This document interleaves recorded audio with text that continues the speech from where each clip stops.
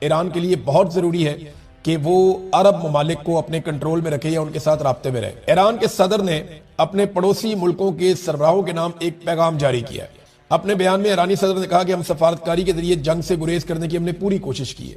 ہم نے کوشش کی کہ مذاکرات ہو جائیں، سفارتکاری ہو جائے، لیکن صہیونی امریکی فوج کی جارحیت نے ہمارے پاس اپنے دفاع کے سوا کوئی دوسرا رستہ چھوڑا ہی نہیں۔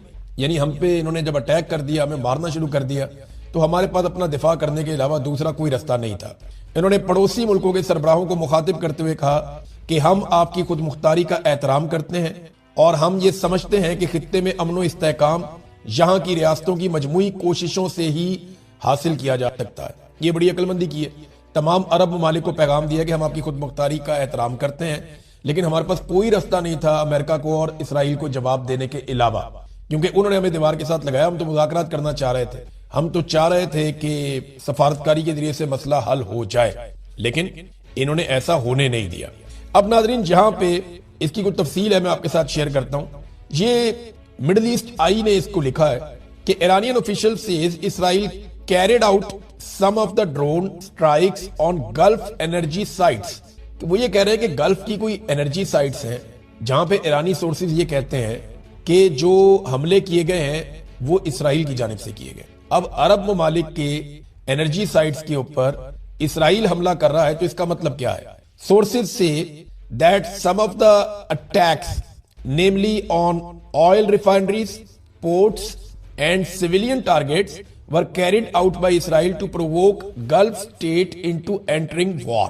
وہ کہتے ہیں وہ جنگ کے اندر گھسیٹ کے لانا چاہتا ہے، وہ اکسا رہا ہے ان ممالک کو کہ آ جاؤ جنگ کے اندر۔ ابھی یہاں پہ اس میں نا کچھ اور انفارمیشن بھی آئی ہے ہمارے پاس۔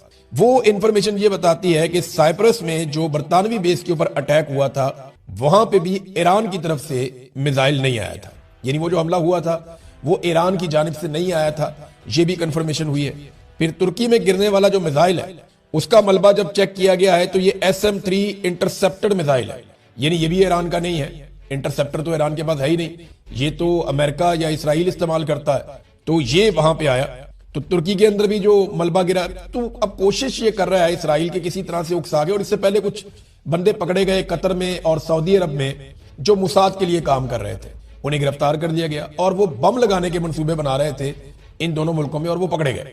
وجہ یہ اس میں سمجھ آ رہی ہے کہ یہاں بم لگائے جائے، ان ملکوں کو اکسایا جائے اور سارے عرب ممالک مل کر ایران کے اوپر اٹیک کر دیں، تو اسرائیل کے لیے، امریکہ کے لیے صورتحال اور بہتر ہو جائے گی۔ اب یہ ناظرین ایک فالس فلیگ آپریشن ٹائپ کی صورتحال پیدا کی جا رہی ہے، لیکن ایران نے اس پہ نہ صرف خبردار کیا ہے بلکہ اپنے پڑوسیوں کے نام ایک پیغام بھی واضح طور پہ انہوں نے جاری کر دیا ہے۔ ناظرین، عراق کا علاقہ ہے نجف، یہ ایک صحرا ہے نجف، یہاں پہ کمانڈوز اتارے گئے ہیلی کاپٹر کے ذریعے سے۔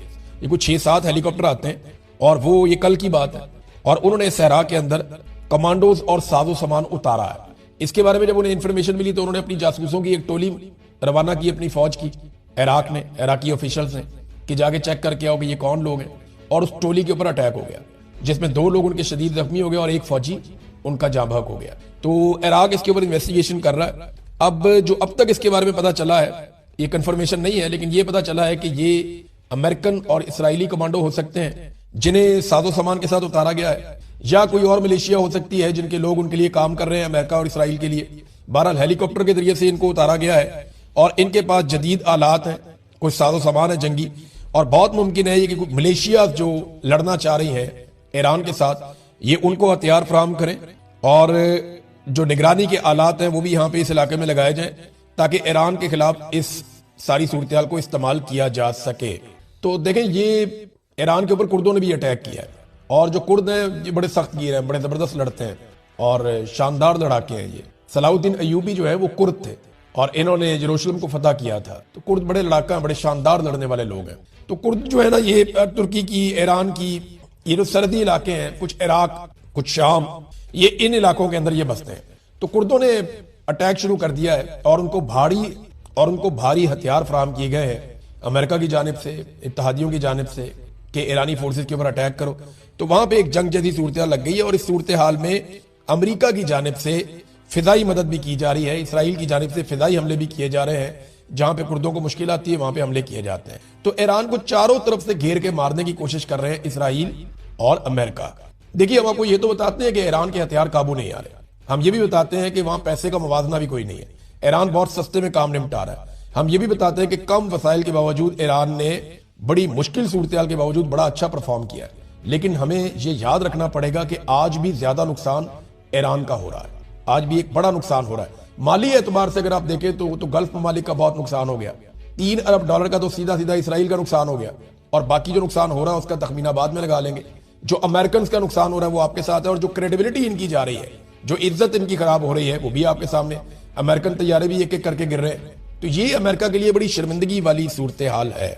नाजरीन, प्यूटन भी अब मैदान में आ गए हैं, क्योंकि देखें जो इन्हिसार है ना गैस का यूरोपीय यूनियन का, यूरोपीय यूनियन देखें वो बहुत काम करते हैं, उनकी बहुत सारी फैक्ट्रियां चलती हैं, बहुत सारा बिजनेस करते हैं पूरी दुनिया में। तो यूरोपीय यूनियन के जो ममालिक हैं वो बड़े तरक्की याफ्ता ममालिक हैं, और उन्हें गैस की जरूरत है। अब वो गैस की जरूरत पूरी करते हैं, कुछ नॉर्वे से लेते हैं, कुछ अमेरिका से लेते हैं, कुछ आजरबाईजान से लेते हैं, वो रशिया से लेते हैं, और रशिया से उन्होंने गैस लेना कम किया था। रशिया की गैस पाइपलाइन आती है बाकायदा यूरोपीय यूनियन तक, रशिया से लेकर। तो रशिया की गैस उन्होंने कोशिश की कि वो कम खरीदे और कतर से गैस लेना शुरू करें, ताकि रशिया को यूक्रेन के साथ लड़ाई करने के बदले में थोड़ा सबक सिखाया जा सके। अब हुआ यह है कि कतर से तो गैस आना बंद हो गई, कतर ने पाकिस्तान के साथ भी अपना मुआहदा मुअत्तल कर दिया।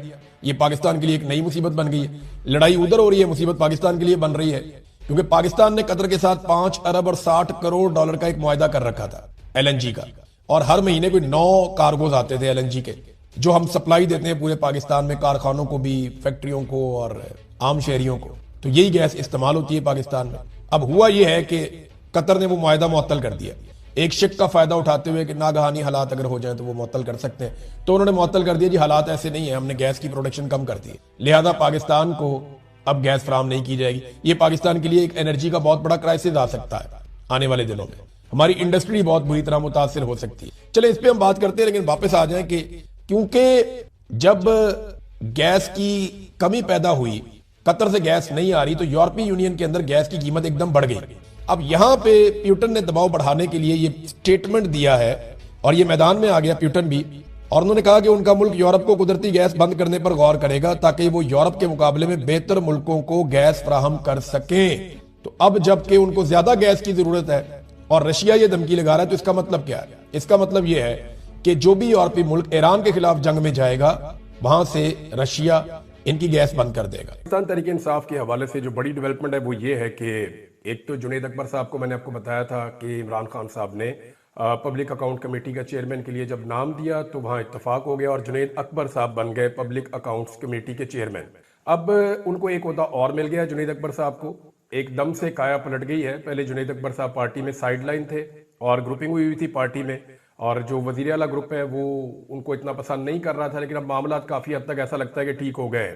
अली अमीन गंडापुर जो पहले सूबाई सदर थे पाकिस्तान तहरीक इंसाफ के खैबर पख्तूनख्वा से, और उन्होंने अपनी सदारत के दौरान बड़े मुश्किल हालात का सामना किया। यानी जब अली अमीन गंडापुर के पास सदारत थी तो तहरीक इंसाफ के लिए कोई अच्छा माहौल नहीं था और बड़ी सख्तियां हुई, बड़ा मुश्किल इलेक्शन पाकिस्तान तहरीक इंसाफ ने लड़ा खैबर पख्तूनख्वा में, और फिर ना सिर्फ इलेक्शन लड़ा बल्कि इलेक्शन जीत कर वहां पे हुकूमत भी बनाई।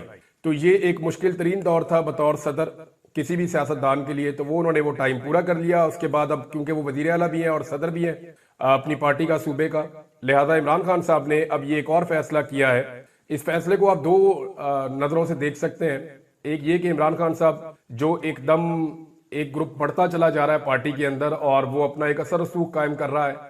इमरान खान साहब इस तरह की वो एक पावर पॉलिटिक्स भी नहीं चाहते अपनी पार्टी के अंदर, और वो दूसरी तरफ भी चाहते हैं कि चेक एंड बैलेंस हो पार्टी के अंदर। दूसरा, इमरान खान साहब ने अली अमीन गंडापुर के ऊपर से एक जिम्मेदारी उतारी है कि ठीक है जी, आप वजीर आला खैबर पख्तूनख्वा है, आप वहां के मामला देखें, और खैबर पख्तूनख्वा के मामला देखें, लॉ एंड ऑर्डर के हवाले से हो या दीगर चीजें हो, वो काफी गंभीर है। तो बड़े चैलेंजेस हैं जिनका सामना करना है। वफाकी हुकूमत पैसा भी नहीं दे रही, फिर वफाकी हुकूमत के साथ डील करना। दूसरा मामला यह है कि अली अमीन गंडापुर जब मुलाकातें वगैरह करते हैं हुकूमती लोगों से, तो उनकी मुलाकातों में पार्टी के लोगों को एतराज भी होता है। तो पार्टी के स्ट्रक्चर को और वजीर आला के स्ट्रक्चर को दोनों को अलग अलग कर दिया इमरान खान साहब ने। इससे फायदा ही होगा पार्टी को। जुनैद अकबर साहब एक पुराने वर्कर हैं पाकिस्तान तहरीक इंसाफ के, इमरान खान साहब के दरीना साथी हैं, और ये शुरू से यानी अपने गांव की सियासत से ऊपर आते आते यहां तक पहुंचे हैं। लिहाजा ये एक अच्छा एडिशन हो गया है। उन्हें तंजीम साजी का इन चीजों का आइडिया है, تو جنید اکبر صاحب کو عمران خان صاحب نے ایک اور